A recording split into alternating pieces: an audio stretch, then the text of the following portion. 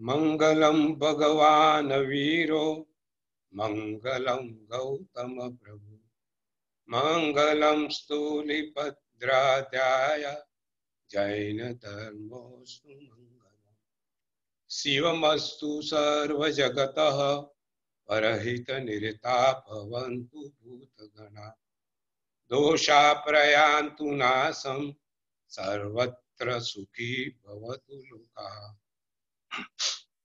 આપણે હંમેશા એક પ્રસંગ પરથી, એક ઘટના પરથી પ્રવચનની શરૂઆત કરીએ છીએ.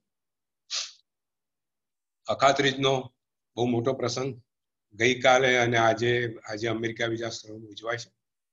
શત્રુંજય તીર્થની એક સુંદર ઘટના છે. આશરે 125 વર્ષ પહેલા બનેલો આ પ્રસંગ છે. શત્રુંજય તીર્થ ઉપર એક યુવક ને એક યુવતી તીર્થ પર ચડી રહ્યા છે, પગથિયા ચડી રહ્યા છે. યુવક અને યુવતી ખૂબ જ સુંદર છે, દેખાવડા છે અત્યંત, અને એમના શરીરે કપડા જોતા એવું લાગે કે ખૂબ ધનાઢ્ય છે. બેન જોયું હોય તો જાણે અપ્સરાનું રૂપ લાગે. અને ભાઈ એકદમ સુંદર, પડછંદ એમની કાયા, રૂપાળું શરીર, જાણે રાજાના દીકરા હોય એવું એમનું રૂપ. બંને જણ ચડે છે, ચડતા હોય છે, પણ બંનેના ચહેરા ઉપર કઈક ગમગીની છે. ભાઈ કશું કહેવા માંગતા હોય છે પણ કશું કહી શકતા નથી. ખૂબ મૂંઝવણ એમના ચહેરા પર લાગે છે. મોઢું ખુલે ને બંધ થાય. પાછા બેનની સામે જુએ, બેન પાછા ભાઈની સામે જુએ, પણ બંને બોલતા નથી. બેનની આંખોમાં પણ મૂંઝવણ લાગે છે. બેનનું મોઢું થોડું ભીડાયેલું છે. બેનના મનમાં લાગે કે કશું ખૂબ મોટી મૂંઝવણ છે, અને બંને જણા એવી રીતે ચડી રહ્યા છે. એકબીજાના બોલવાનું, એકબીજાનું મોઢું જોતા જાય છે, પણ કોઈ બોલતું નથી. એમ કરતા કરતા કરતા છેક ઉપર આવી ગયા, અને હવે ભયથી રહેવાયું નહીં. ભાઈ બેનને કહે છે કે ઉજ્જમબેન,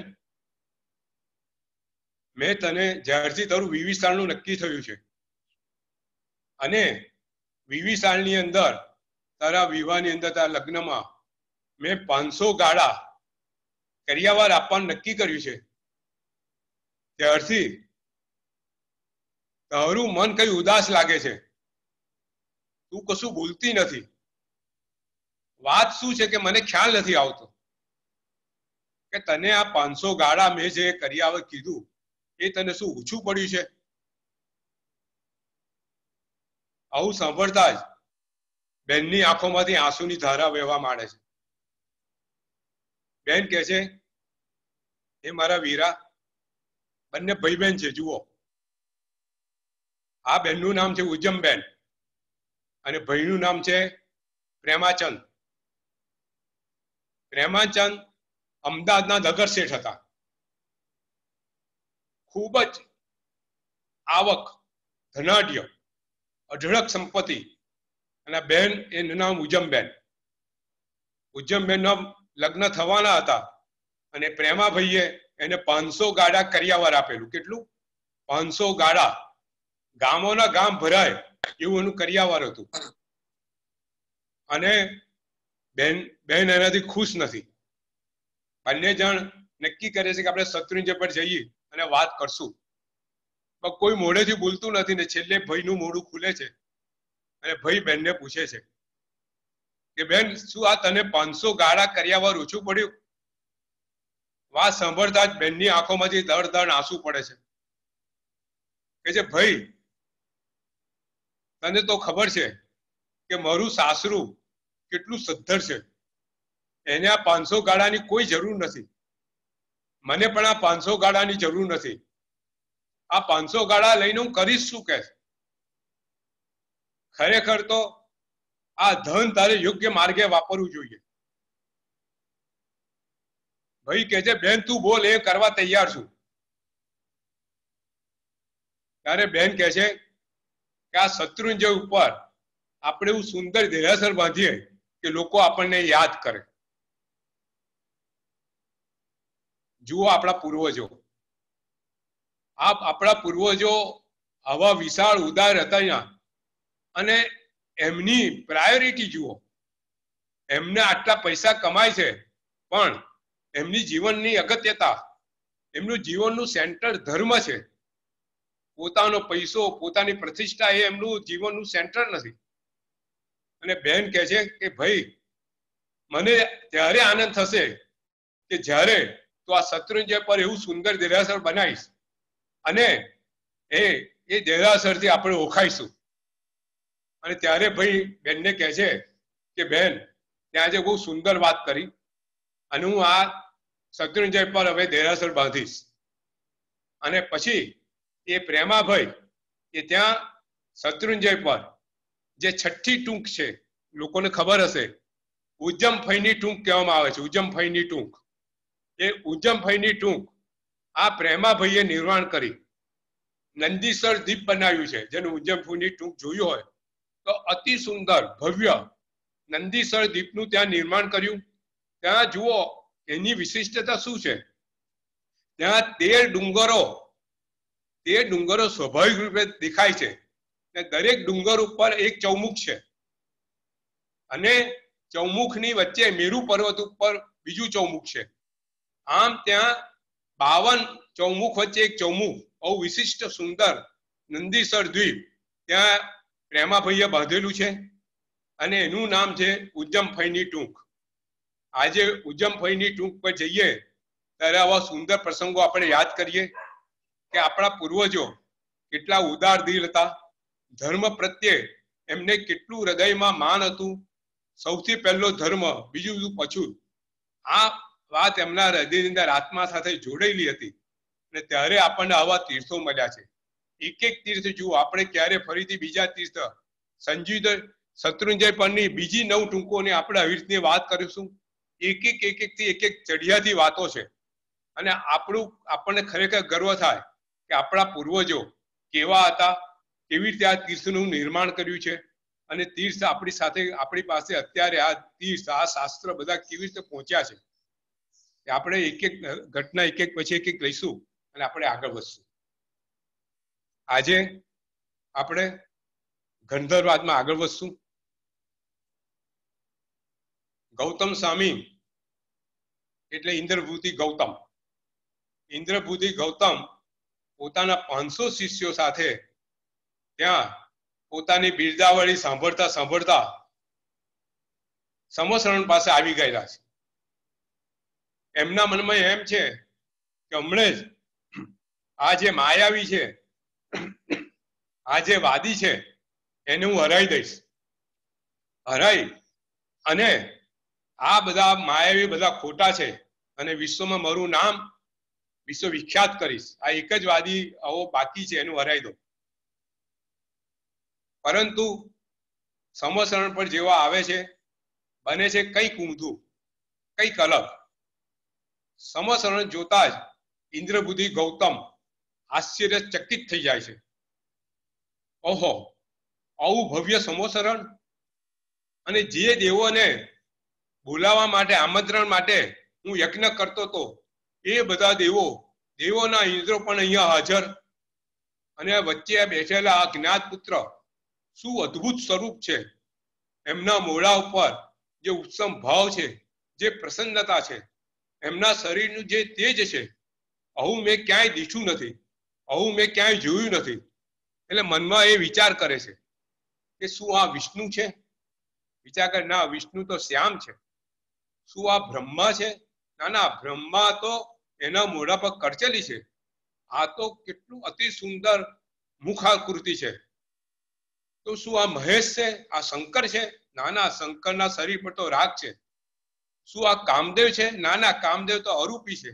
આ નથી ચંદ્ર, આ નથી સૂર્ય, તો આ કોણ છે? હવે વિચાર કરતા કરતા કરતા કરતા એમને મનમાં ખ્યાલ આવે છે કે મેં જૈન શાસ્ત્રોમાં વાંચેલું છે કે આ છેલ્લા સર્વજ્ઞ જ્ઞાત પુત્ર મહાવીર હોવા જોઈએ, એવો એમને એક ખ્યાલ આવે છે. પણ તરત મનમાં વિચાર આવે છે કે જો આ સર્વજ્ઞ હશે તો હું અહીં આવ્યો શું કરવા? હું તો હરી જઈશ. આ એક જણને એક વાદીને મેં ન હરાવ્યો તો શું થાત, મારી કીર્તિમાં કોઈ ફરક તો પડત નહીં. આવો વિચાર કરે છે. ત્યાં પાછો ફરી બીજો વિચાર આવે છે કે ભાઈ જૈન શાસ્ત્રમાં સર્વજ્ઞ લખ્યું છે પણ મારું જ્ઞાન કઈ ઓછું છે. મેં આટલા બધા 14 વેદોનો અભ્યાસ કર્યો છે, વાદમાં હમણાં એને હરાવી દઉં, જો એને હરાવું તો મારું નામ ફરીથી રોશન થઈ જશે. આવા એના મનમાં વિચાર ચાલી રહ્યા છે. ત્યાં જ ભગવાન મહાવીર ઇન્દ્રભૂતિને બોલાવે છે. હે ઇન્દ્રભૂતિ ગૌતમ, આપ સુખરૂપ આવી ગયા. આવું સાંભળતા જ ઇન્દ્રભૂતિ ગૌતમને આશ્ચર્ય થાય છે કે આ ખરેખર સર્વજ્ઞ લાગે છે, મારું નામથી મને બોલાવે છે. પાછો ફરીથી મનમાં વિચાર આવે છે કે મારું નામ કોણ નથી જાણતું. આખા ભારતની અંદર મેં આટલા બધા વિદ્વાનોને હરાયેલા હોય તો આ મારું નામ જાણે એમાં કોઈ આશ્ચર્ય નથી. આવો વિચાર કરે છે અને આગળ વિચાર કરે છે, ભલે નામ જાણ્યું, મારા મનમાં સંશય છે એ કહી આપે તો હું માનું, તો આ સર્વજ્ઞ હોય એવી કોઈ શક્યતા છે એવું માનું. મનમાં વિચાર કરે છે કે આ સંશય એવો છે, મેં હજુ સુધી કોઈને કીધું નથી, કોઈને પૂછ્યો નથી, મારા મનનો સંશય આ કે તો કંઈક મનાય. ત્યારે જ ભગવાન મહાવીર ઇન્દ્રભૂતિ ગૌતમને કહે છે, હે ઇન્દ્રભૂતિ ગૌતમ, તમારા મનમાં સંશય છે કે આ વિશ્વમાં આત્મા જેવું તત્વનું કોઈ અસ્તિત્વ છે કે નહીં. ગૌતમ સામે આશ્ચર્ય થાય છે, ખરેખર સર્વજ્ઞ લાગે છે. વિચાર કરે છે, ઓહો, મારો આ સંશય કીધો તો મારું સમાધાન કરી આપે તો કેટલું સારું. અને ભગવાન કહે છે કે હે ઇન્દ્રભૂતિ ગૌતમ, આ તમારા મનમાં જે સંશય છે એ સંશય તમે જે વેદ વાક્યો વાંચ્યા છે એના જે અર્થો કર્યા છે એ અર્થોને કારણે તમને એવો સંશય ઉભો થયો છે કે આત્માનું અસ્તિત્વ ખરેખર છે કે નહીં. અને એના ઉપર તમે આગળ વિચાર કરતા તમે એવો વિચાર કર્યો કે ખરેખર જો આત્મા આ જગતમાં હોય તો એનું અસ્તિત્વ, આત્માનું અસ્તિત્વ હું કેવી રીતે જાણું. તો પછી એ આત્માના અસ્તિત્વ માટે પ્રમાણ ઉપર વિચાર કરે છે. અને આપણે પહેલા પ્રમાણ શું છે જાણીએ, કારણ કે જે અત્યારે આ જે પ્રમાણ દ્વારા ઇન્દ્રભૂતિ ગૌતમ વિચાર કરે છે એ રીતે 11 ગંધર્વો આ પ્રમાણનો ઉપયોગ લઈ અને વિચાર કરવાના છે અને ભગવાન આ પ્રમાણ દ્વારા એમને સમજાવવાના છે. એટલે આ પ્રમાણ કયા? પ્રમાણ એટલે સાબિતી, પ્રૂફ. પ્રમાણ એટલે પ્રૂફ, સાબિતી કે ભાઈ આત્મા છે, એનું અસ્તિત્વ છે, એની સાબિતી શું. તો પ્રમાણ 5 પ્રકારના પ્રમાણ કીધા છે. આપણે આપણા લાઈફમાં બી હંમેશા આ રીતે પ્રમાણ વિચારતા જોઈએ છે, ફક્ત ખાલી અહીંયા એના નામ દ્વારા સમજાવવામાં આવ્યા છે. તો સૌથી પહેલું પ્રમાણ છે પ્રત્યક્ષ પ્રમાણ. પ્રત્યક્ષ પ્રમાણ એટલે કે ઇન્દ્રિયોથી જે વસ્તુ દેખાય, સમજાય, એ બધું પ્રત્યક્ષ પ્રમાણ. બરાબર છે? એટલે કે આંખો વડે જે દેખાય, આંખો વડે આપણી સામે સૂર્ય દેખાય એટલે સૂર્ય છે એ પ્રત્યક્ષ થઈ ગયું, સૂર્યનું અસ્તિત્વ આપણે માની લીધું. ધારો કે ઘરમાં કોઈ બાળક આપણને પૂછે, નાનો બાળક, કે ભાઈ સિંહ કેવો છે, તો આપણે બાળકને લઈને ઝૂમાં જઈએ અને સિંહને બતાડીએ કે આ સિંહ છે. બાળક જુએ કે સિંહ આવો છે, એને ખ્યાલ આવે તો આ સિંહનું પ્રત્યક્ષ પ્રમાણ થયું. એટલે કે આપણી 5 ઇન્દ્રિયો વડે, ધારો કે ગુલાબ છે, ગુલાબનું પ્રત્યક્ષ પ્રમાણ આપણને સુગંધ આવી તો કોઈ કે ભાઈ ગુલાબ શું છે, તો આવું સુગંધ વાળું ફૂલ સામે લાવીએ અને આપણે જોઈએ તો ગુલાબનું પ્રત્યક્ષ પ્રમાણ થયું. એટલે કે 5 ઇન્દ્રિયો વડે જે ગ્રાહ્ય હોય, આપણે શ્રવણની વાત કરીએ તો કોઈ એવું કે ભાઈ મુકેશના ગીતો કેવા હતા, તો મુકેશનું ગીત એને સંભળાઈએ તો જે કાન વડે એને અવાજ વડે સાંભળ્યું અને આ મુકેશનું ગીત જેવું એને ખ્યાલ આવ્યો, એ પ્રત્યક્ષ પ્રમાણ થયું. એટલે 5 ઇન્દ્રિયો વડે જે ગ્રાહ્ય હોય, જે પકડાય, જે સમજાય, જે જણાય, એ બધું પ્રત્યક્ષ પ્રમાણ થયું. પછી બીજું છે અનુમાન પ્રમાણ. અનુમાન પ્રમાણ એટલે કશી વસ્તુ આપણે ઇન્ફર કરીએ, ઇમેજિન કરીએ કે આ હોય તો આ છે એવું આપણે માનીએ એને અનુમાન પ્રમાણ કહેવાય.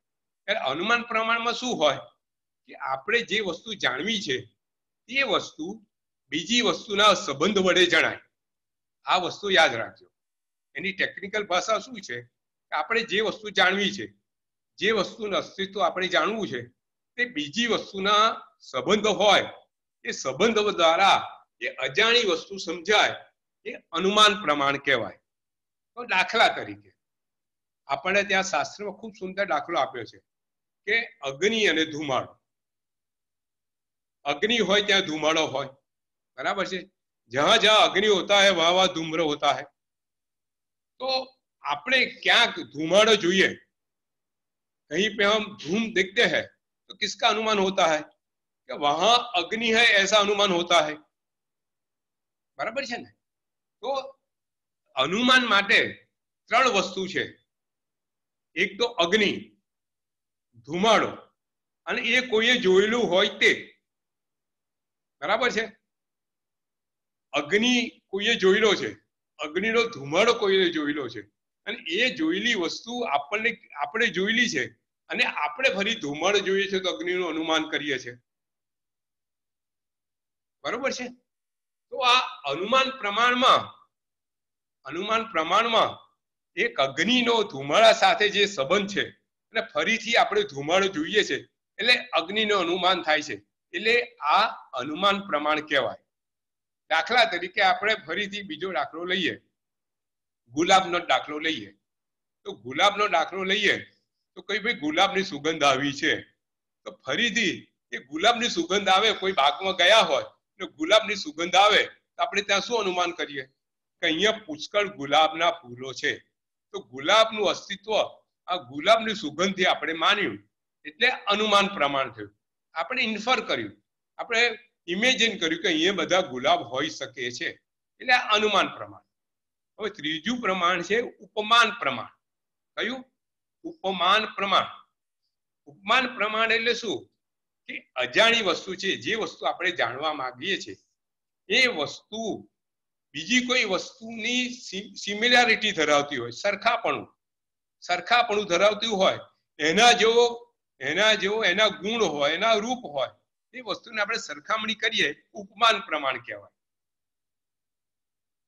દાખલા તરીકે આપણે કઈ કેરી મોંમાં મૂકી, કોઈ પૂછે કે કેરી કેવી મીઠી છે તો કે આ મધ જેવી મીઠી છે. તો અહીંયા મધ છે એ જાણીતી વસ્તુ છે અને કેરીની મીઠાશ અજાણીતી વસ્તુ છે.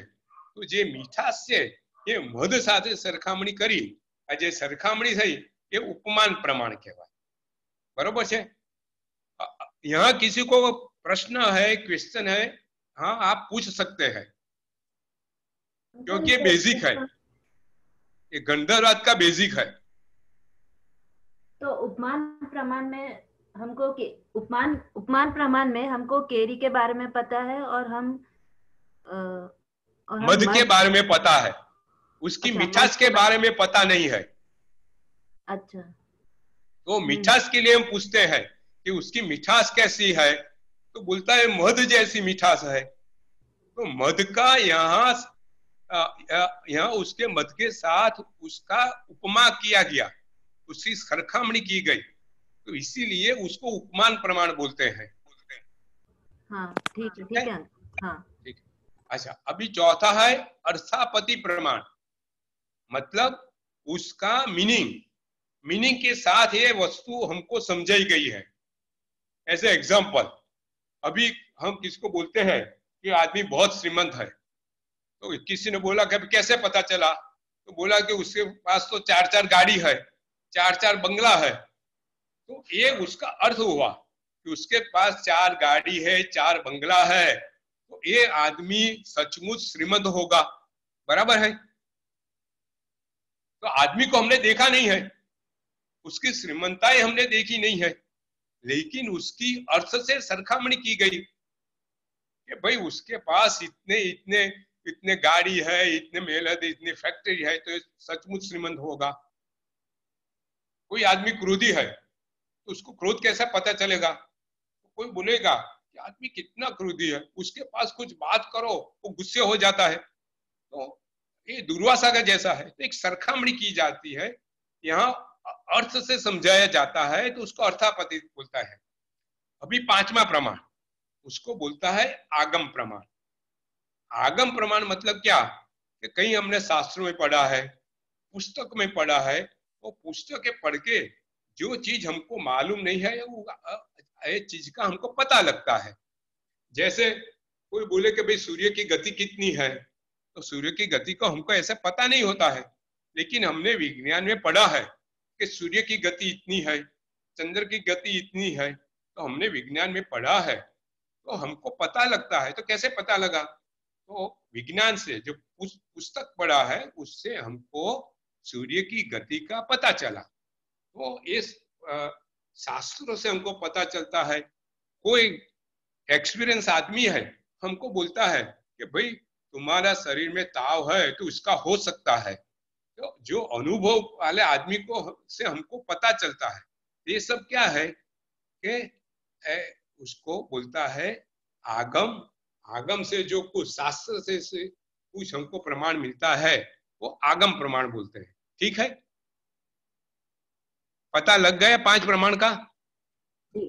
मैं आपको एक दूसरा एग्जांपल, सिंपल एग्जांपल देता हूं। आप पहले समझिए प्रमाण क्या है, क्योंकि जो गौतम स्वामी और इंद्रबुद्धि गौतम और महावीर की जो बात होने वाली है वो प्रमाण के आधार पे होने वाली है। तो आप पूरी तरह समझिए।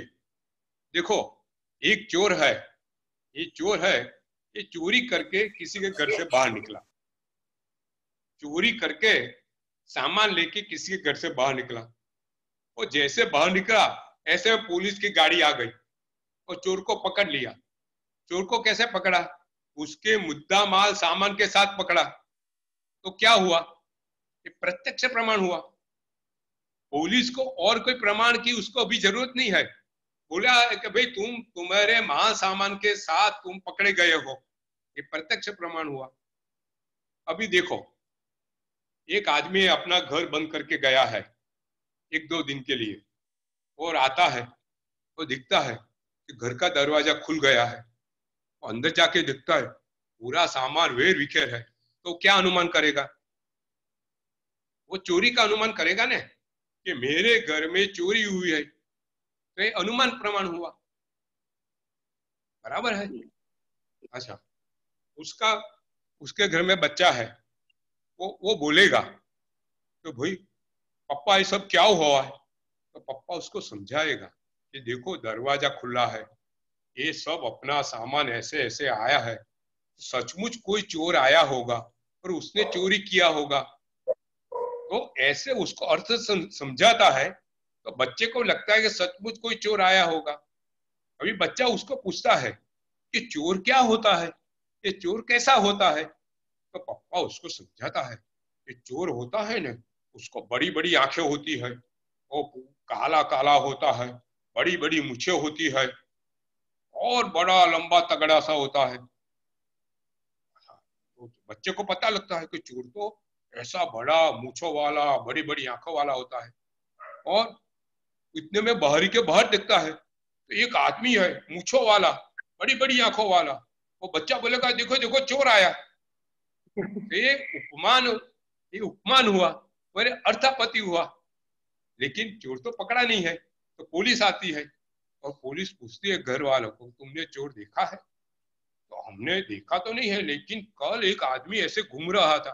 तो कैसा आदमी था, तो उसका चेहरा थोड़ा बहुत याद है। तो पुलिस पूरा पुस्तक लाती है, पूरा कंप्यूटर में बताए ये चोर था ये चोर था, नहीं नहीं उसको पता नहीं, नहीं ये जो है वो चोर है।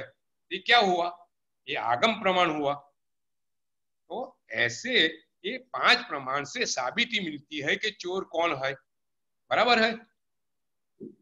पांच प्रमाण आपके ख्याल में आ गए? हाँ अंकल। अच्छा, वेरी गुड। तो अभी हम आगे आगे जाते हैं। भगवान अंकल एक बार बुद्धि, थोड़ी पांच नाम बोली दे सो। हाँ, सबसे पहला प्रत्यक्ष प्रमाण।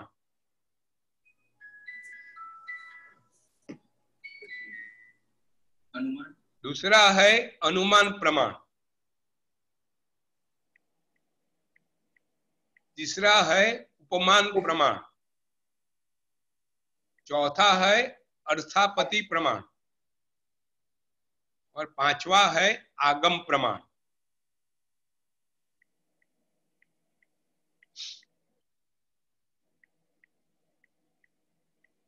भगवान इंद्रभूति को कहते हैं कि हे इंद्रभूति, तने वेदना वाक्यों अर्थ करता तारा मनमा संशय थयो कि आ विश्वમાં आत्मा જેવું તત્વ अस्तित्व ધરાવે છે કે नहीं, आत्मा जैसा कोई तत्व अस्तित्व वाला है कि नहीं, ऐसा उसको डाउट आपको हुआ। तो इंद्रभूति गौतम आ संशय ने તેને પ્રમાણભૂત કરવા માટે તે 5 પ્રમાણથી વિચાર કર્યો। જો આ છે ને વેદના જાણકાર છે इंद्रभूति गौतम, ને ભગવાનને ખબર છે કે વેદના જાણકારો પ્રમાણથી બધું માપે, એટલે इंद्रभूति गौतम તે 5 પ્રમાણ વડે આત્માનું અસ્તિત્વ ખરેખર છે કે નહીં એ રીતે તે તર્ક મૂકીને વિચાર કરે। ભગવાન ગૌતમ સ્વામીને કહે છે કે તે આ વિચાર કર્યો।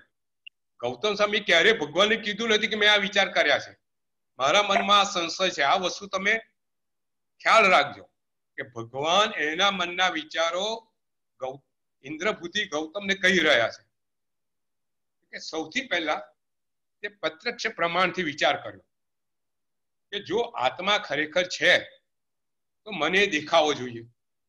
अगर आत्मा है तो मुझको मेरे सामने दिखना चाहिए, लेकिन वो चक्षु से तो दिखता नहीं है। देखो फिर से मैं समझाता हूं कि जो इंद्रभूति गौतम जो आत्मा की चर्चा कर रहा है वो आत्मा का शुद्ध रूप का अस्तित्व की चर्चा कर रहा है। ये आप आपके मन में ख्याल रखिए। शुद्ध रूप का अस्तित्व मतलब आत्मा का शुद्ध रूप क्या है? आत्मा अरूपी है, आत्मा ज्ञानमय है, आत्मा अनंत ज्ञानी है, अनंत दर्शन वाला है, अनंत चारित्र वाला है।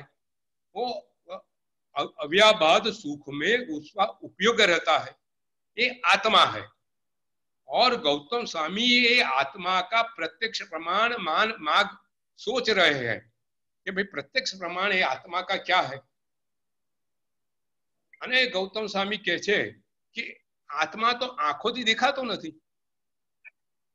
તો ભાઈ એનો કોઈ આત્માનો કોઈ ટેસ્ટ એવો નથી કે કોઈ કીધું કે ભાઈ આત્મા બહુ ગળ્યો છે તો એ રીતે જો, એની કોઈ સુગંધ મેં કોઈએ કીધી નથી કે આત્મા સુગંધ વાળો છે। એ મને નાકથી પકડાતો નથી, આંખથી પકડાતો નથી, આત્માનો કોઈ અવાજ મેં ક્યારે સાંભળ્યો નથી। તો આત્મા પ્રત્યક્ષ પ્રમાણથી છે જ નહીં। ગૌતમ સ્વામી વિચારે છે કે પ્રત્યક્ષ પ્રમાણથી આત્માનું કોઈ અસ્તિત્વ નથી। અને પાછું એવું છે કે ઘણા ઉદ્ગલો ભેગા થાય એ વસ્તુ જણાય, પણ અહીંયા આત્મા એવા કોઈ સૂક્ષ્મ ઉદ્ગલોથી ભેગા થઈને પણ જણાતો નથી। એટલે ખરેખર આત્મા એકદમ અગ્રાહ્ય છે। આપણે ત્યાં શબ્દ મૂક્યો છે કે इंद्रभूति गौतम ऐसा सोच रहे हैं कि आत्मा अतिशय अग्राह्य है, अतिशय अग्राह्य, ये ग्राह्य है ज नहीं। એટલે આત્માનું અસ્તિત્વ પ્રત્યક્ષ પ્રમાણથી છે નહીં। તો હવે કે અનુમાન પ્રમાણથી આપણે જોઈએ। इंद्रभूति गौतम વિચારે છે કે જો પ્રત્યક્ષ પ્રમાણ ના હોય તો મને અનુમાન પ્રમાણથી બી આત્મા દેખાવો જોઈએ જો આત્માનું અસ્તિત્વ હોય તો। अनुमान प्रमाण माटे आत्मा ने ये कोई वस्तु साबे एवो संबंध होय के वस्तु आपणी सामे देखाय। धुमाड़ो अने अग्नि, આપણે અગ્નિને જોવા માટે દૂરથી ધુમાડો જોઈએ છે, અગ્નિથી દેખાતો નથી। તો ધુમાડો અને અગ્નિ બંને વચ્ચે જે સંબંધ છે એવી રીતે આત્માને બીજી કોઈ વસ્તુ સાથે સંબંધવાળી વસ્તુ આપણે જોઈએ તો આપણે આત્મા દેખાય। તો આત્માના સંબંધવાળી બીજી કોઈ એવી વસ્તુ છે તો કે જેને આત્મા જોયો નથી તેના સંબંધવાળી બીજી વસ્તુ એને ક્યાંથી જોઈ હોય? जिसने आत्मा को भी देखा नहीं है तो उसकी दूसरी संबंध वाली चीज भी उसने कैसे देखी होगी? तो दूसरी संबंध वाली चीज भी मौजूद नहीं है। अगर दूसरी संबंध वाली चीज मौजूद नहीं है, वो अस्तित्व नहीं है, तो आत्मा का कैसे अस्तित्व होगा? तो किसी ने देखा भी नहीं है। तो तीनों चीज अनुमान प्रमाण से सिद्ध नहीं होती है, तो अनुमान प्रमाण से भी आत्मा सिद्ध नहीं होता है। ख्याल आया नीलम बहन? देखो, आत्मा किसी ने देखा नहीं है।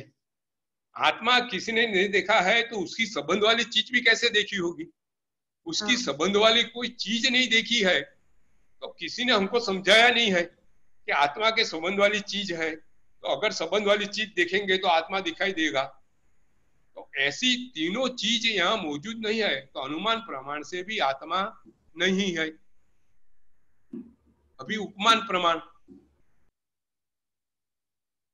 ठीक है?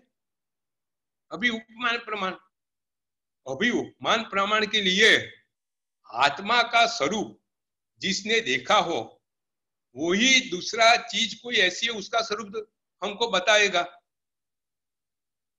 आत्मा तो अरूपी है, आत्मा तो किसी ने देखा नहीं है।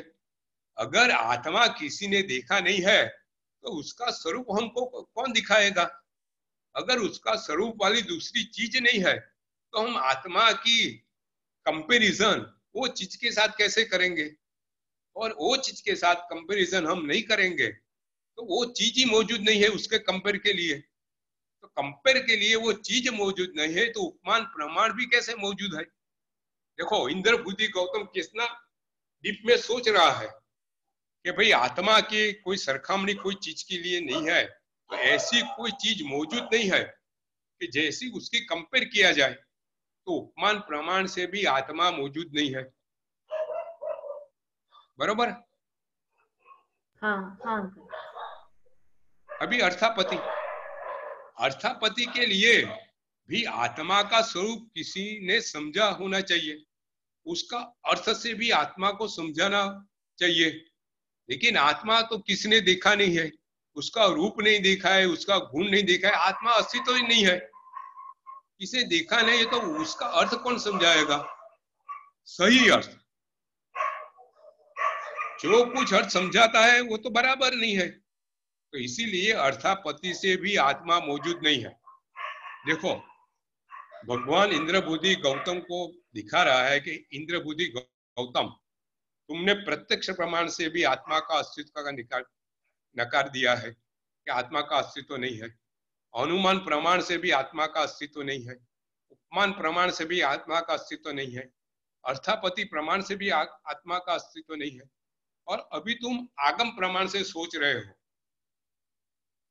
देखो, आगम प्रमाण से अभी वो सोच रहा है इंद्र बुद्धि गौतम कि आगम प्रमाण की आगम में लिखा हो, कोई शास्त्रों में लिखा हो तो ऐसे में मानू, वो ओपन है, कोई समझाने वाला है, उसका अस्तित्व तो मानने के लिए तैयार है।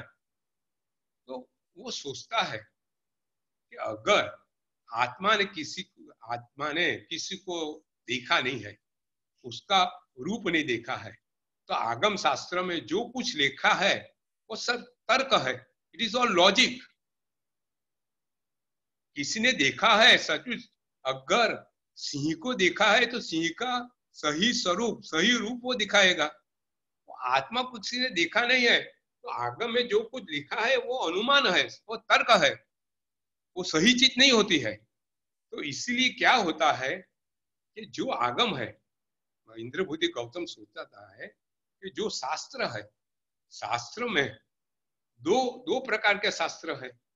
एक शास्त्र ऐसा है आगम के अस्तित्व को नकार रहा है, उसने सब शास्त्र पढ़े हैं, तो वो बोलता है कि आगम जो शास्त्र है, दो प्रकार के शास्त्र है।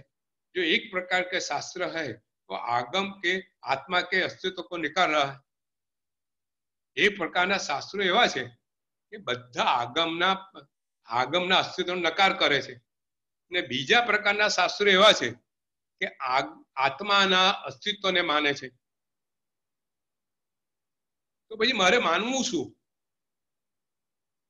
उसके सामने क्वेश्चन है कि एक शास्त्र ऐसा बता रहा है कि आत्मा नहीं है, और एक दूसरा शास्त्र ऐसा बता रहा है कि आत्मा है, तो दोनों में मैं किसी की बात मानूं? तो वो अभी आगे सोचता है कि देखो, आप चारवाक दर्शन लो। वो दर्शनकारों की बात वो सोचता है कि अभी आप चारवाक दर्शन आपके सामने लो। चारवाक दर्शन એટલે નાસ્તિક શાસ્ત્ર। નાસ્તિક શાસ્ત્ર શું કહે છે? નાસ્તિક શાસ્ત્ર એમ કહે છે કે આ જગતમાં એ જ વસ્તુ માનવી કે જે આપણા ઇન્દ્રિયોથી દેખાય છે।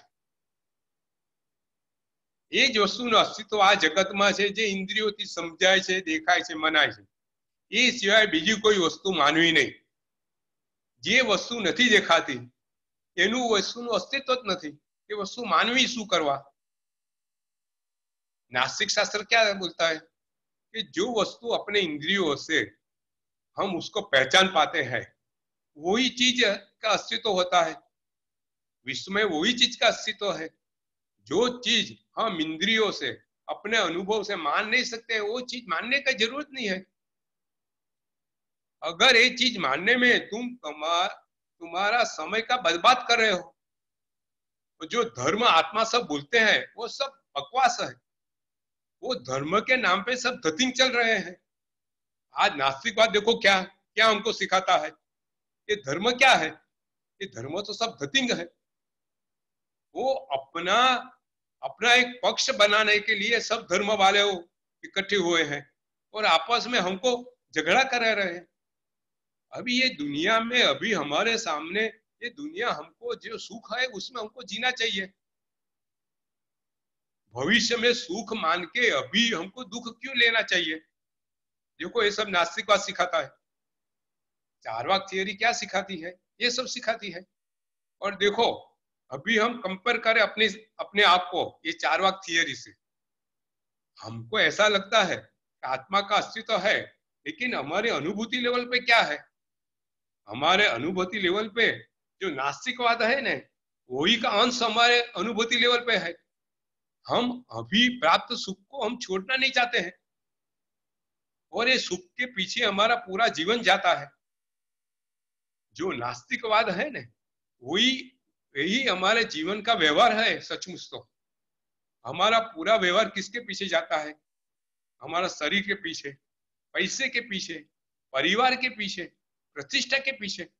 और नास्तिकवाद वही बोलता है कि अभी ये जीवन है ये सबके लिए है, जो नहीं है उसके पीछे आप तुम्हारा जीवन क्यों बर्बाद कर रहे हो?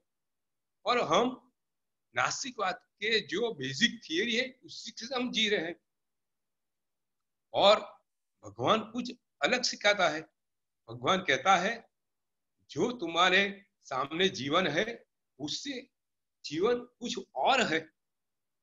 अगर तुम नियम से जिएंगे तो तुम्हारा जीवन सुखमय जाएगा। सिर्फ ये जीवन नहीं, भविष्य तुम्हारा जो पुनर्भव है वो भी सुखमय जाएगा। आज देखो पूरा जीवन, अभी हम इंद्र बुद्धि गौतम के अभी ये जरा नास्तिक बात को हम समझ रहे हैं कि हमारा जीवन अभी कोरोना वायरस है तो सब नियम आ गए। हम नियम को मानते हैं कि नहीं मानते हैं? क्यों मानते हैं? तो हमको पता है कि नियम से हमारा जीवन अच्छी तरह चलने वाला है। तो भगवान ने शास्त्र में जो नियम बताए हैं, कैसे खाओ, कैसे पियो, कैसे जियो, ये सब नियम हम मानेंगे तो हमारा जीवन अच्छी तरह चलने वाला है। तो ये नास्तिकवाद के सामने जो आस्तिकवाद है, जो हम भगवान ने जो आचार दिखाए हैं वो आचार हमारे जीवन में हम मानेंगे तो हमारा जीवन अच्छा चलने वाला है। अभी हम इंद्र बुद्धि के पास पहुंचते हैं। इंद्र बुद्धि सोचता है कि नास्तिकवाद ने तो बता दिया है कि आत्मा का अस्तित्व है ही नहीं, कि आत्मा जैसी चीज इंद्रियों के सामने दिखती नहीं है, तो आत्मा जैसी चीज का अस्तित्व मानने की जरूरत नहीं है। और अभी दूसरा शास्त्र उसको बोलता है मीमांसा। मीमांसा जो कुमारिल भट्ट ने लिखा है, तो उसने लिखा है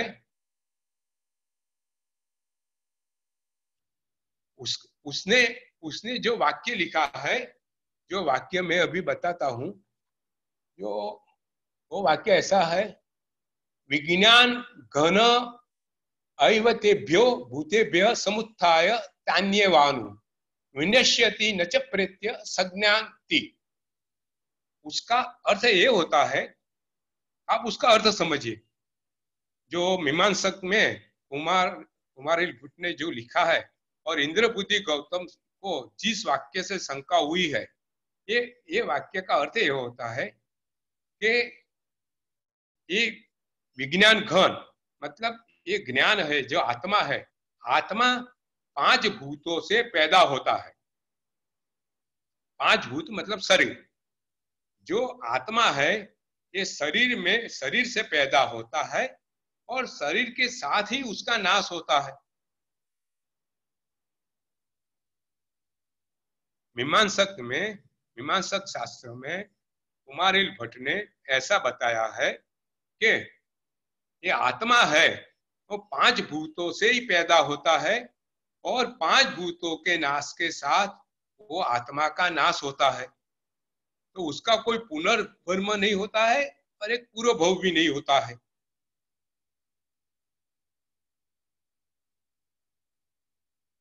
इंद्रबुद्धि गौतम ने ये विज्ञान घन अव्यभूतव्य का अर्थ ऐसा निकाला कि जो आत्मा है वो शरीर में ही पैदा होता है, शरीर के साथ ही नाश होता है। पुनर्जन्म, पुनर्भव और पूर्व भव ऐसी कोई चीज होती नहीं है। अभी देखो, आज विज्ञान क्या मानता है? विज्ञान क्या मानता है? वो आत्मा का अस्तित्व का स्वीकार करता है। आत्मा का अस्तित्व का विज्ञान स्वीकार नहीं करता है। विज्ञान क्या मानता है कि शरीर में ये चैतन्य तत्व है, जो संवेदना तत्व है, ये शरीर से ही पैदा हुआ है और शरीर जब नाश होता है चैतन्य तत्व का नाश हो जाता है। ये पूर्व भव ऐसा कुछ चीज होती नहीं है। अभी ये आत्मा दूसरा शरीर में जाएगा, उसका पुनर्जन्म होगा, ऐसी कोई बात होती नहीं है। देखो, विज्ञान भी यही चीज मानता है।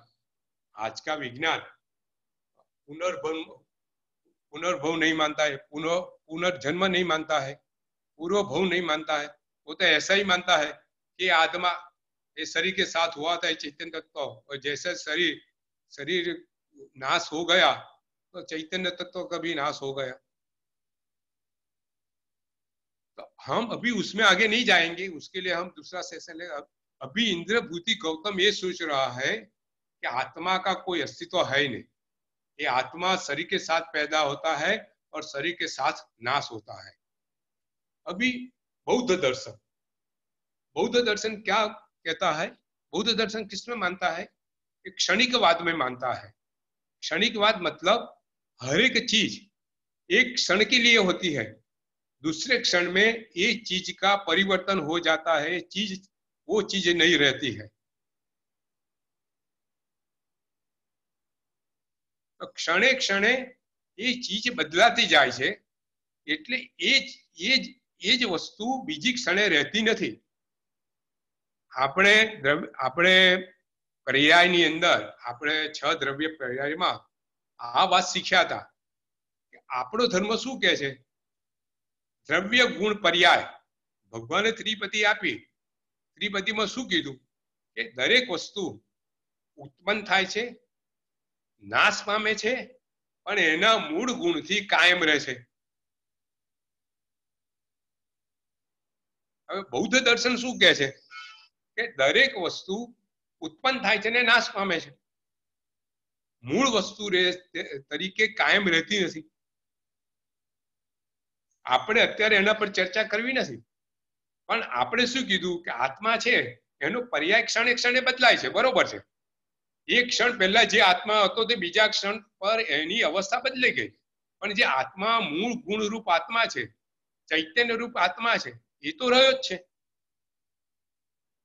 બીજો સાદો દાખલો લઈએ કે આપણે નાનાથી મોટા થયા, યુવાન થયા, તો આપણે બાળપણમાં જે કરતા હતા એ આપણે જ કરતા હતા કે બીજું કોઈ કરતું હતું?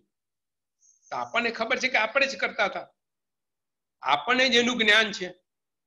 તો એટલે આત્મા ભલે એનું પર્યાય બદલાયું પણ મૂળ રૂપે આત્મા જે છે તે કાયમ રહ્યો. બૌદ્ધ દર્શન શું કહે છે? એ ક્ષણિકવાદમાં માને છે. એટલે કે આત્મા જે ચૈતન્ય તત્વ છે એ ક્ષણ માટે હતું ને બીજા ક્ષણે નથી. એટલે આત્મા જેવું કોઈ તત્વ અસ્તિત્વ ધરાવતું નથી. આવી રીતે ઇન્દ્રબુદ્ધિ ગૌતમ વિચાર કરે છે કે આ ત્રણ શાસ્ત્રો તો આવું કે છે કે આત્મા જેવું કોઈ તત્વ છે નહીં. તો હવે ઇન્દ્રબુદ્ધિ ગૌતમ એમ વિચારે છે કે ભલે આ ત્રણ શાસ્ત્રો આવું કહેતા હોય પણ બીજા શાસ્ત્રો તો કે છે કે આત્મા નામનું તત્વ છે. એ હવે બીજા શાસ્ત્રો ઇન્દ્રબુદ્ધિ ગૌતમ આત્મ તત્વનું અસ્તિત્વનો અસ્વીકાર એમ જ નથી કર્યો. એના મનમાં જે સંદેહ છે એના પર એને પુષ્કળ ચિંતન કરેલું છે. એક એક શાસ્ત્રમાં ખૂબ ચિંતન કરી અને એના મનમાં આ સંદેહ ઉભો થયો છે ખરેખર આત્મા તત્વ છે કે નહીં. એટલે વેદ શાસ્ત્ર પર વિચાર કરે છે, વેદ વાક્યો પર.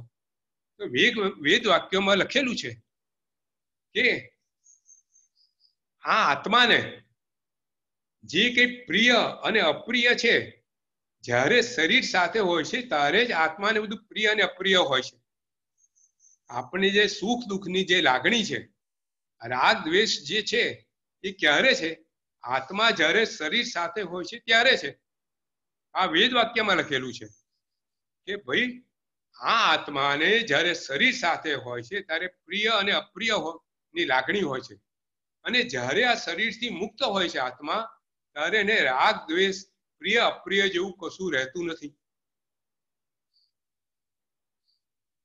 ઇન્દ્રબુદ્ધિ ગૌતમ વિચાર કરે છે કે જો આ વાક્ય આપણે વાંચીએ તો એનો શું થાય કે આત્મા જેવું કોઈ તત્વ અસ્તિત્વ ધરાવે છે જે શરીરથી જુદું પડે છે અને એ રીતે બી અસ્તિત્વ ધરાવે છે અને શરીર સાથેનું પણ અસ્તિત્વ ધરાવે છે. એટલે આત્મા નામનું તત્વ અસ્તિત્વ ધરાવે છે. કઈ પ્રશ્ન પૂછ્યો તો પૂછો नीलम कुछ प्रश्न, क्योंकि ये देखो मैं अंदर डीप में जा रहा हूं. पूरा ये गंधर्ववाद, ये पूरा डीप, ये तर्कवाद है. ये पूरा डीप में हम जा रहे हैं. अभी यहाँ कोई क्वेश्चन है तो आप मुझको रोक के पूछ सकते हो. अंकल जो ये अभी लास्ट में आपने कहा था, आपने जो लास्ट में कहा था कि जो बताते कि आत्मा का अस्तित्व है, वो थोड़ा फिर से एक बार समझाइए. ओ बुद्ध भगवान का, बुद्ध भगवान के बाद का जो आपने अभी कहा.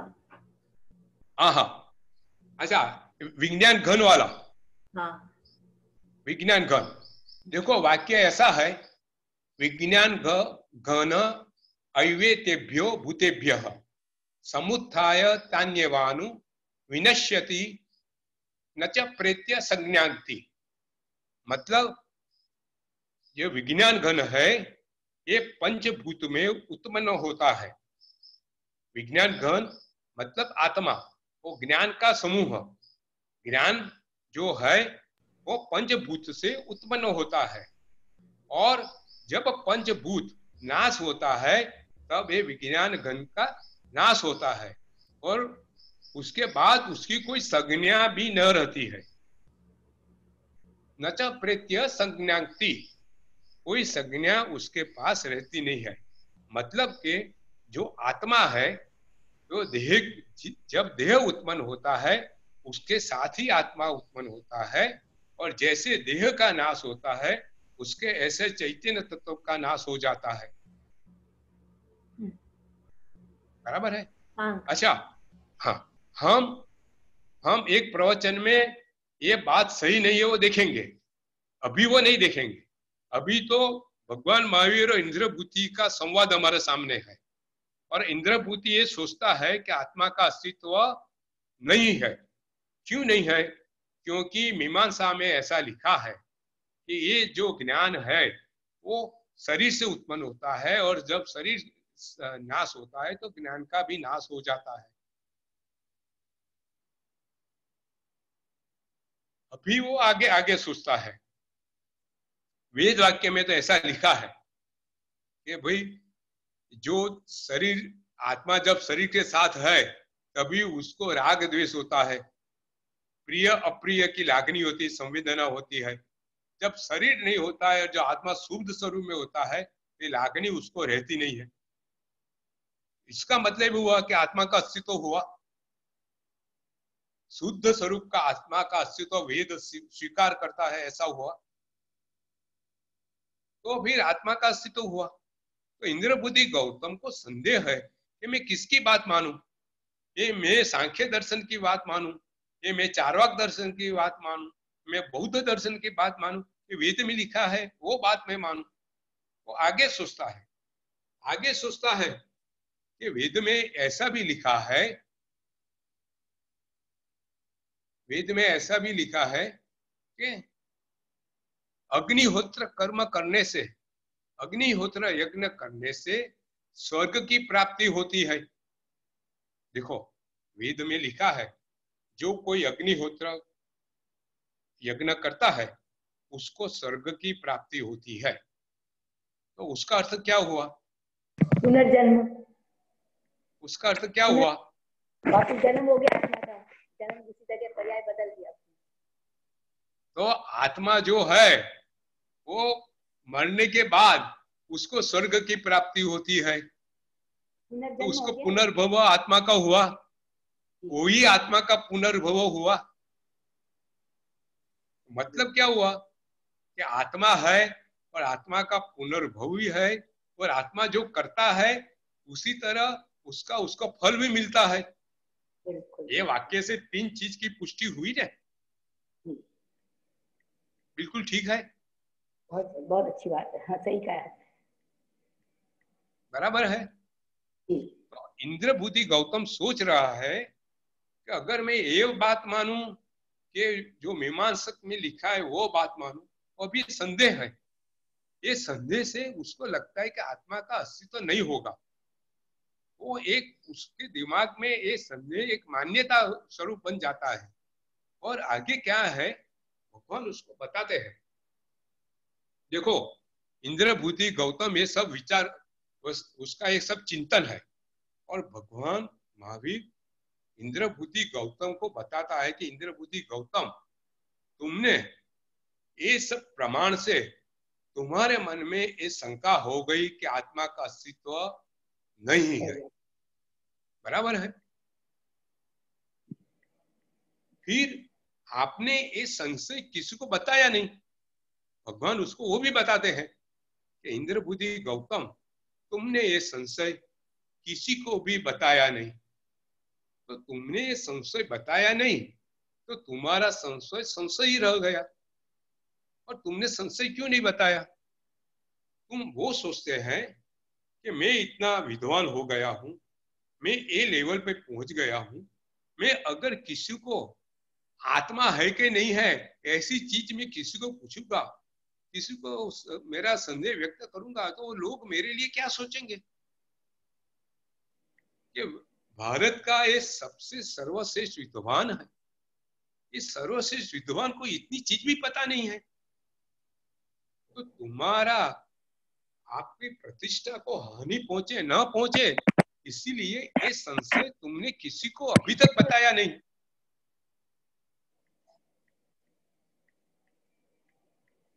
तो भगवान उसको एक चीज भी बताते हैं कि तुमने संशय किसी को बताया नहीं है, लेकिन मैंने तुम्हारा संशय मैंने तुमको बताया है। वो ऐसे भगवान उसको कहते नहीं है, लेकिन उसके दिमाग में ये चीज आरोपण करना चाहते हैं कि देखो मुझको जो तुमको जो ज्ञान है, तुम्हारा ज्ञान जो पुस्तक अधीन है, शास्त्र अधीन है, श्रुत ज्ञान है, मति ज्ञान है, लेकिन जो मेरा ज्ञान है उससे कुछ अधिक मेरे पास ज्ञान है। वो मनोपर्व ज्ञान है, वो ऐसे बताता नहीं है, लेकिन उसके दिमाग में ये चीज इम्बाइब करता है कि जो मेरा ज्ञान है वो मनोपर्व ज्ञान है। तो जिसके कारण मैं तुम्हारा संशय में समझ सकता हूँ, मैं जान सकता हूँ, तुमसे वो अधिक ज्ञानी हूँ, और ये संशय का समाधान मैं तुम करूंगा। तुम्हारे पास अभी तक तुम किसी के पास समाधान के लिए गए नहीं हो। और दूसरा कारण गौतम स्वामी वो भी सोचता होगा कि मेरा समाधान मुझको कौन करने वाला है, मेरे से कोई अधिक ज्ञानी हो, जिसके पास मेरे से कुछ और ज्ञान हो, तो उसकी बात मैं समझूंगा, जानूंगा, तब मैं मानूंगा। तो इंद्रबुद्धि गौतम ने किसी के पास वो संशय रखा नहीं है, और भगवान ये संशय उसको बताता है, और संशय किसके कारण हुआ है वो भी बताता है। और इसके लिए अभी भगवान उसको बताता है कि इंद्रबुद्धि गौतम, तुम्हारा जो आत्मा नहीं है, आत्मा का अस्तित्व को जो संशय है, वो मैं आपको प्रत्यक्ष प्रमाण से दिखाता हूं। देखो भगवान क्या बोलते हैं कि इंद्रबुद्धि गौतम, तुमको प्रत्यक्ष प्रमाण से आत्मा अभी तक दिखाई नहीं देता है, वो मैं तुमको प्रत्यक्ष प्रमाण से दिखाता हूं। इंद्रबुद्धि गौतम आश्चर्यचकित हो जाते हैं, ये बोलते हैं, प्रश्न करते हैं भगवान को। अभी देखो, अभी ये गंधर्ववाद चालू होता है, अभी गौतम स्वामी भगवान को प्रश्न करेंगे और भगवान उसका जवाब देंगे। वो प्रश्न उसके मन में होता है, लेकिन भगवान वो प्रश्न झेलेंगे, वो प्रश्न बोलेंगे, गौतम स्वामी तुम्हारे मन में अभी ये प्रश्न है, ये प्रश्न का अभी ये समाधान है। तो गौतम स्वामी भगवान को पूछते हैं कि हे भगवान, देखो गौतम स्वामी का परिवर्तन हो गया है। यहाँ गौतम स्वामी को लगता है कि जिसके सामने मैं खड़ा हूं ये सर्वज्ञ है, वो मेरी मन की बात बता दी है। जो संशय मैंने अभी तक किसी को नहीं बताया है, वो संशय वो मुझको बता रहे हैं और उसका समाधान बता रहे हैं। तो अभी गौतम स्वामी की जो अभिमान लेके आए थे, अभिमान के शिखर पे आए थे, वहां से अभी वो नतमस्तक हो गए हैं, पूरा अभिमान उसका चला गया है, अभी वो जिज्ञासा के लेवल पे आ गए हैं। लेकिन वो बहुत प्रश्न करेंगे, इतने प्रश्न गौतम स्वामी के हैं, हम भी आश्चर्यचकित हो जाएंगे कि गौतम स्वामी, इंद्रबुद्धि गौतम कितने कितने क्वेश्चन कर रहे हैं भगवान को। अभी देखो सबसे पहले प्रश्न करता है, देखो कितना सिंपल प्रश्न है। ये भगवान को बोलते हैं कि हे भगवंत, आत्मा को मुझसे तो प्रत्यक्ष नहीं है, आत्मा मेरे से तो प्रत्यक्ष नहीं है, इसीलिए तो मुझको संदेह है। तो ये संदेह मुझको है, तो आप उसको प्रत्यक्ष प्रमाण कैसे देने वाले हो? देखो इंद्रबुद्धि गौतम भगवान से प्रश्न कर रहे हैं कि भाई आत्मा मुझको प्रत्यक्ष नहीं है, ये संदेह है, तो अभी आप मुझको प्रत्यक्ष प्रमाण कैसे देने वाले हो? बेसिक क्वेश्चन कर रहे हैं। तो भगवान उसको बता रहे हैं। अभी हम नेक्स्ट टाइम देखेंगे, 8 बजे है कि आगे चले थोड़ा।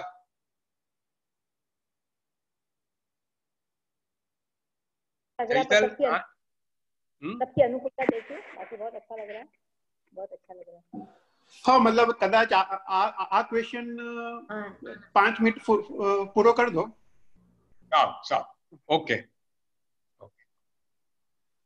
देखो ભગવાન કેટલું સુંદર રીતે સમજાવે છે, એની જ વાત એને સમજાવે છે, उसकी चीज उसको समझाता है, वही इसका आधार लेके उसको समझाता है। तो भगवान इंद्रबुद्धि को बोलते हैं कि इंद्रबुद्धि गौतम, तुमको जो संदेह है कि आत्मा है कि नहीं है, ये संदेह ज्ञान है। समझो, संदेह होना भी एक ज्ञान है।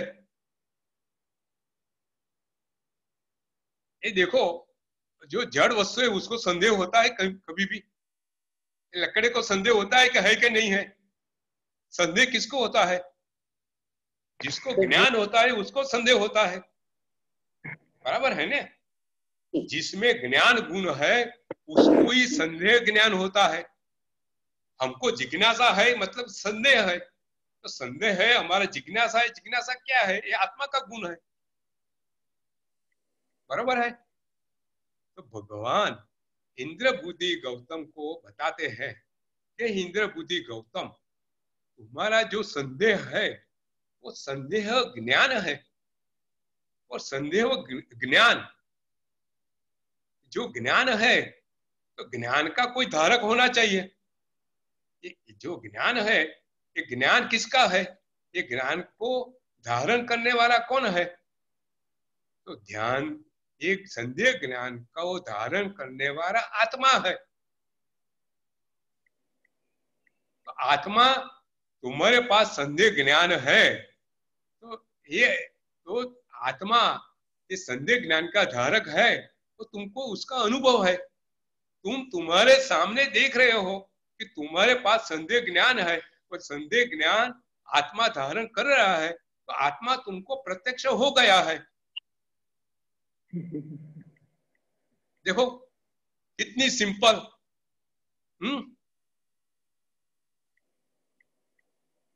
बिल्कुल सही, बिल्कुल।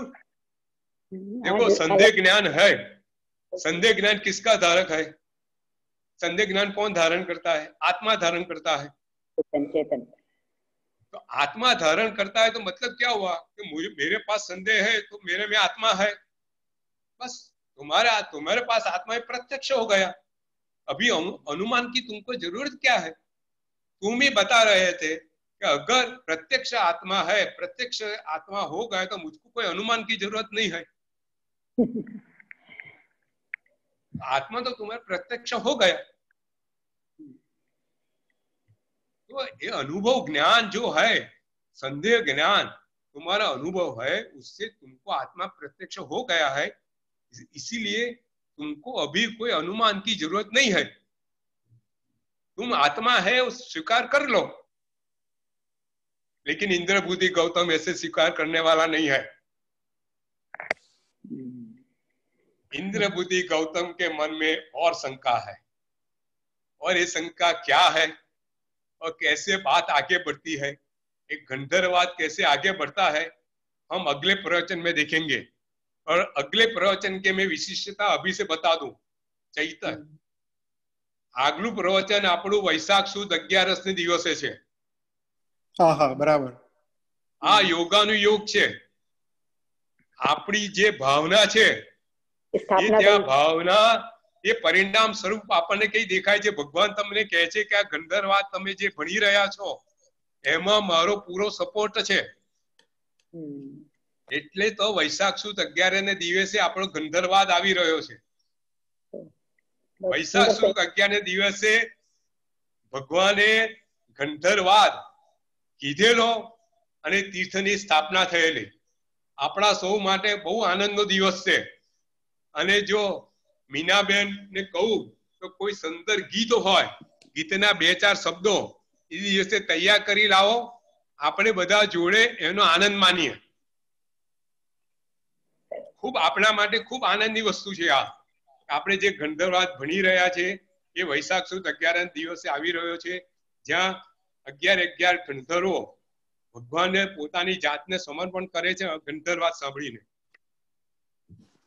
આવતી વખતે આપણો આ ગંધર્વવાદ ખૂબ સરસ વૈશાખ સુદ 11 દિવસે છે। એટલે સર્વે બધા જે સાંભળવાના છે બધા ખાસ હાજર રહેજો, એવું મારી ખાસ ભલામણ છે। સારું, આજે મીનાબેન તો નહીં આયા, પણ હું જણાવી દઈશ એમને। हाँ हाँ हाँ। अभी कोई क्वेश्चन है, कोई प्रश्न है? किरण भाई कुछ क्वेश्चन है, आप पूछिए।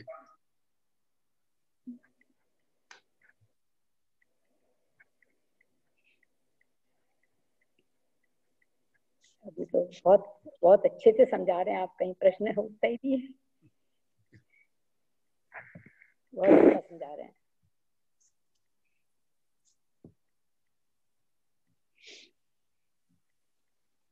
फिर भी वो मानेंगे नहीं, जबकि प्रत्यक्ष उनको पता पड़ गया, पर मानेंगे नहीं वो। अभी और आगे डिस्कस करेंगे वो। अभी आगे और वो पूछेंगे प्रश्न। प्रश्न तो बहुत है, मेरे पास भी बहुत प्रश्न है। विज्ञान देखो, विज्ञान यही मानता है ना कि आत्मा का स्वतंत्र अस्तित्व नहीं है। और उसके सामने हमारे पास दलील बहुत है। भगवान ने जो गौतम को जो सिखाया वो तो उसके वेद वाक्यों के अनुसार उसी समय विज्ञान का शास्त्र मौजूद नहीं था।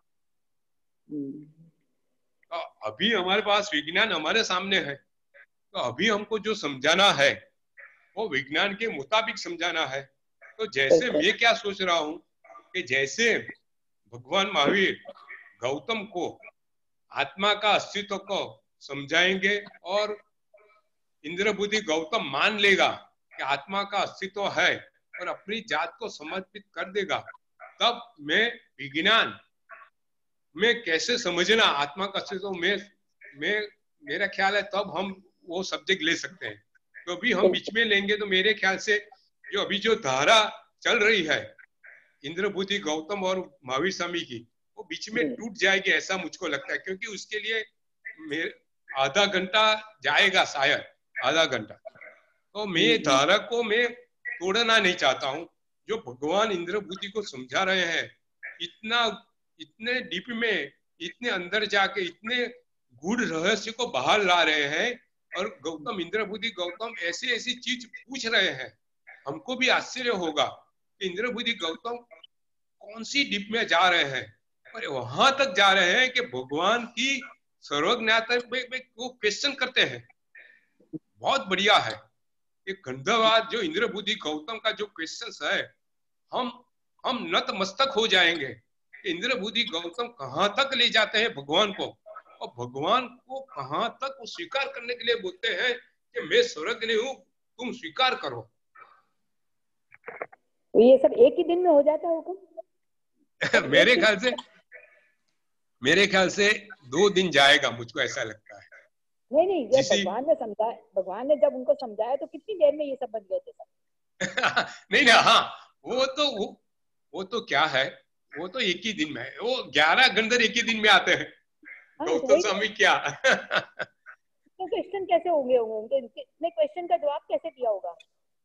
हाँ, वो क्या है, वो भगवान गौतम स्वामी प्रश्न, भगवान उसके विचार बोलते जाते हैं और उसको समझाते जाते हैं।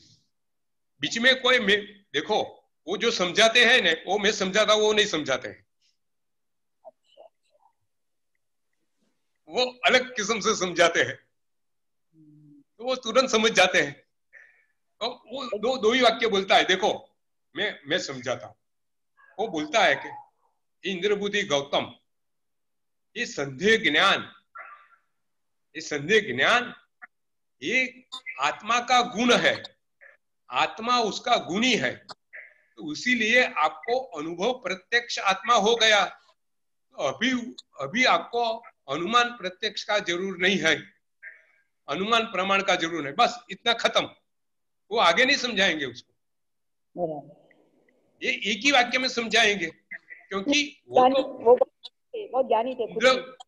इंद्र बुद्धि गौतम तो बीज बुद्धि आत्मा है, उसको एक बिंदु बोल दो पूरा समझ जाता है। तो उसको समझाना नहीं पड़ता है कि अनुभूति क्या है, अनुभव क्या है। हम जो समझाते हैं उसको कोई समझने की जरूरत नहीं हो, एक वाक्य बोलेंगे समझ जाएंगे, एक शब्द बोलेंगे समझ जाएंगे। अब समझ में आ गया। जी जी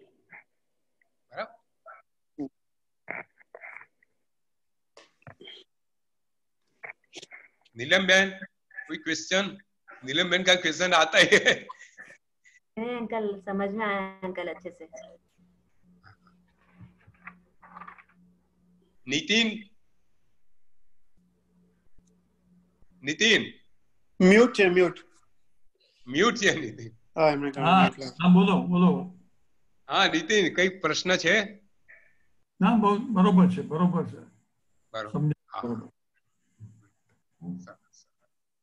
તો ચાલો આપણે પ્રણામ. જીન આજ્ઞા વિરુદ્ધ જે કઈ બોલાવ્યું